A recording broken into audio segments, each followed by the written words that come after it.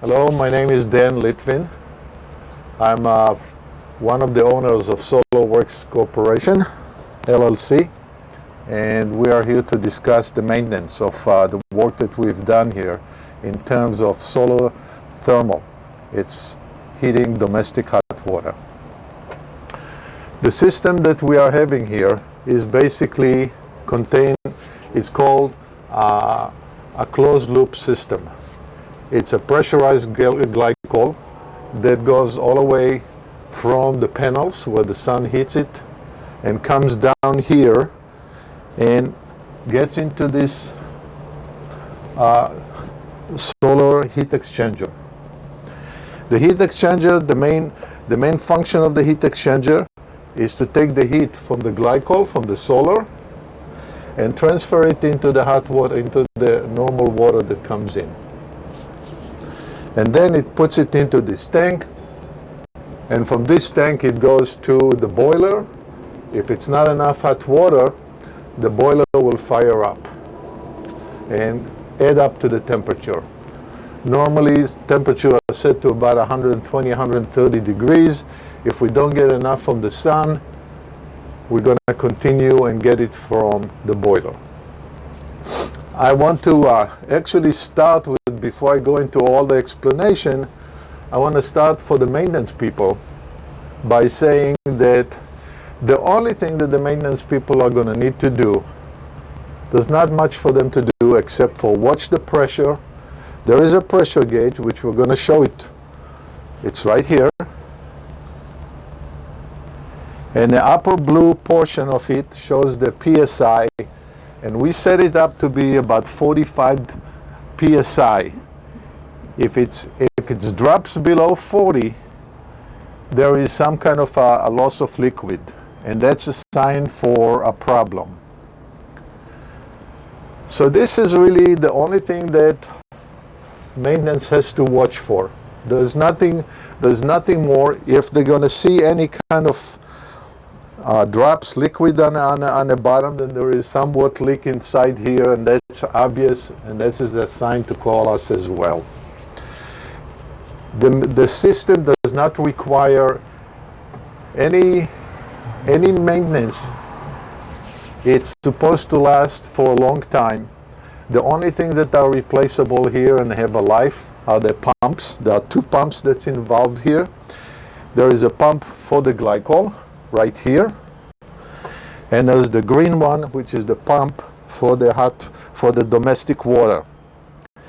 Pumps, usually life of a pump is about maybe 5 years, 6 years, and if after that time it's not working, it is a replaceable item. That's the only thing that really can go wrong here.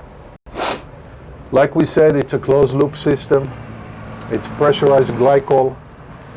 The glycol, with the help of the pump that we've just shown, the red pump, is constantly circulating the glycol from the heat exchanger here all the way to the solar panels. And as long as there is sun, there will be plenty hot water here. Once this has come down here, the heat exchanger is now dealing also with the water. And it takes the heat from the glycol and transfer it through these panels, which are kind of like book panels. They're like pages put together, and hot water goes through it, glycol goes through it. They don't touch each other, but they exchange the heat. And the heat comes from here, from this heat exchanger, and come into this tank. Once it gets into these tanks, this tank continuously feeds the water that comes into the tank into the boiler. If it's not enough temperature, this is the boiler here. If it's not enough temperature, the boiler knows it has its own thermostat, and it knows that it needs to fire up, and it'll add up to whatever it is.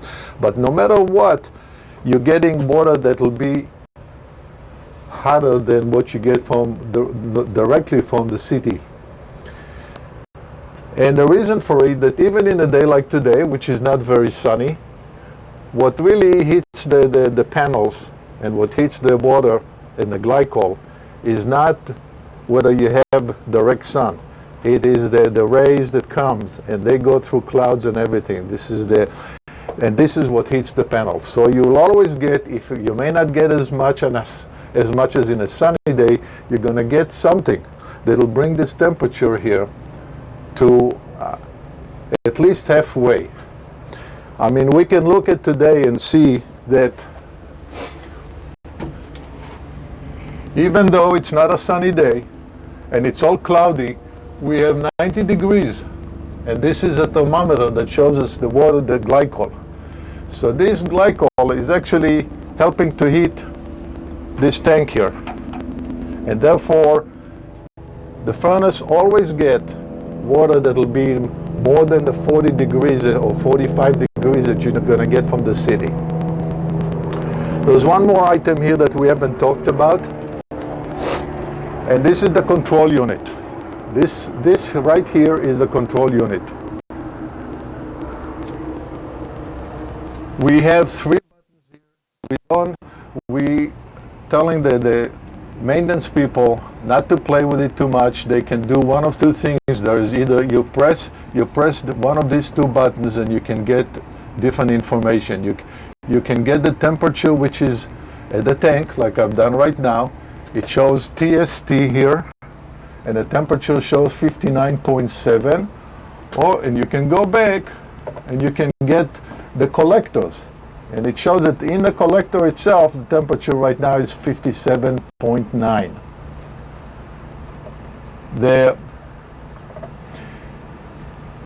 The control unit is designed that every time that there is a difference of 12 degrees between the solar panels and this tank, it activates all of the 2 pumps that we have shown before, and that circulates things and takes the heat from there and brings it into this tank. We have left on each one. We have like a booklet here that describes the control unit, which is right here. It should really be here, but we discourage anyone to play with control unit because the control unit is set right now to do what it does, and it will continue and do it for many years. The only other point, glycol has to be replaced once every 9 years. It should be on a yearly basis, should be checked. Somebody should come here. You should have a contract, hopefully with us, that will come once a year and check the systems and make sure that everything is working properly. Thank you. What you're seeing here, you're seeing 3 panels. We call a flat plate. They basically, this is what collects the sun, and the life of this panel should really outlast quite a few of us. It should be at least 40 years without any problems, unless somebody damage it on purpose. The way that it works inside this, behind this glass here, there's a reflective back. There's pipes, copper pipes is going up and down here, and they collect the rays, the radioactive rays from the sun, and they're heating up the water that comes here. As you can see, it sits on a roof. It has its own support system, which we're going to go from this side maybe. This is the way it's being supported. We supported these panels in not only to the roof, but we also support them in the middle here in order to prevent any kind of strong wind for blowing these panels. These are pretty large panels. They are 4 by 10, and they need to be protected pretty well. What you see right here, this is where the hot water comes through. You have here a valve that's supposed to take the air out of the glycol. The hot water is coming down. There's a sensor here which really transmits all the information back into the control unit and tells it the temperature. Everything is insulated, and it goes back into the building down to the control unit. And this is how it comes here to the control unit. It goes right through the roof with a special arrangement and flashing. This is Paul and I'm Dan. We are from SolarWerks LLC. Our phone number is 773-354-6363. And if there are any questions or any problems, you can call us directly and we will be happy to come and take a look at whatever.